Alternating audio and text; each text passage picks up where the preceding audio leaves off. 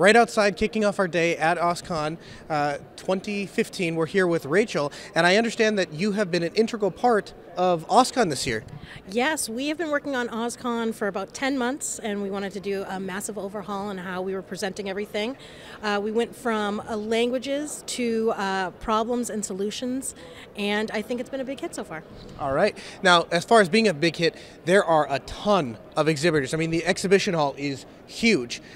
Tell me, what is it that draws those exhibitors here to OSCON? Sure. I mean, I think there's a lot of choice for developers today, and I think that people come to OSCON to see what choices there are. I mean, it used to be back in the day you were basically like, I'm using Java and Eclipse, and that's my choice. But now there's just so many different frameworks. I mean, JavaScript frameworks alone, I mean, how many are there? There's like 20, I feel like. So they come here basically to show this is why you should use this. Or they want to be thought leaders. They want to recruit people. You know what I mean? They want to say, we want to be a part of this community. And because of that, I think that they gain audience when they come here. So for somebody who's maybe not been to OSCON before, somebody that maybe this is their first time at OSCON, what would you say? What would you say are the things they'd have to see, or what are the kind of the key points of OSCON? That is a good question. So I think, honestly, it should be 50% sessions going in and really seeing which ones resonate, because you want to get some inspiration, you want to get some actual techniques that you can go back and use. The other half, like roam the hallway track. Honestly, I think that's really powerful, because you could go and find someone that is using some different JavaScript framework or someone that's using COBOL, and while you'd never use that, you'd be like, wait a minute, I never thought about things like that. Because what I'm finding is that basically a lot of these issues have come up before, and people are like, well, back in 1983. And so while the context around it has changed, there's some people have thought about this already. So let's not lose that history. Let's bring it up today. It's modern. Figure out how to use it today. Outstanding. This is actually so.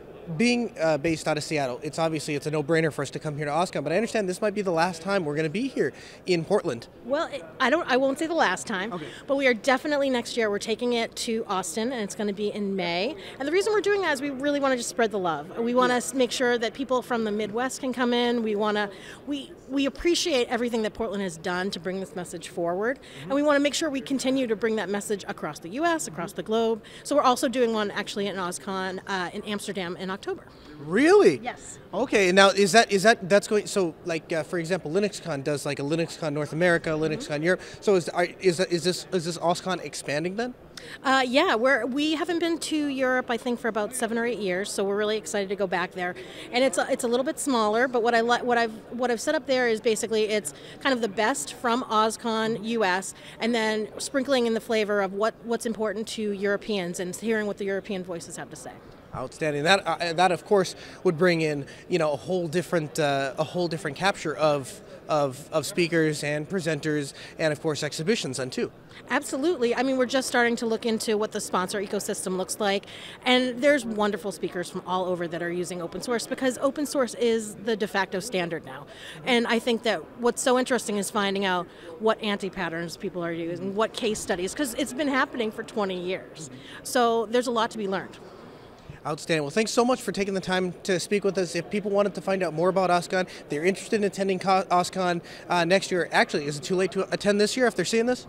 You could definitely stop by. We're happy to have you stop by. That's great. You can go to oscon.com and get all the information. And you can always go to O'Reilly.com and check out our blog on Radar. Perfect. Well, thanks so much. We really appreciate having you on the show. Pleasure.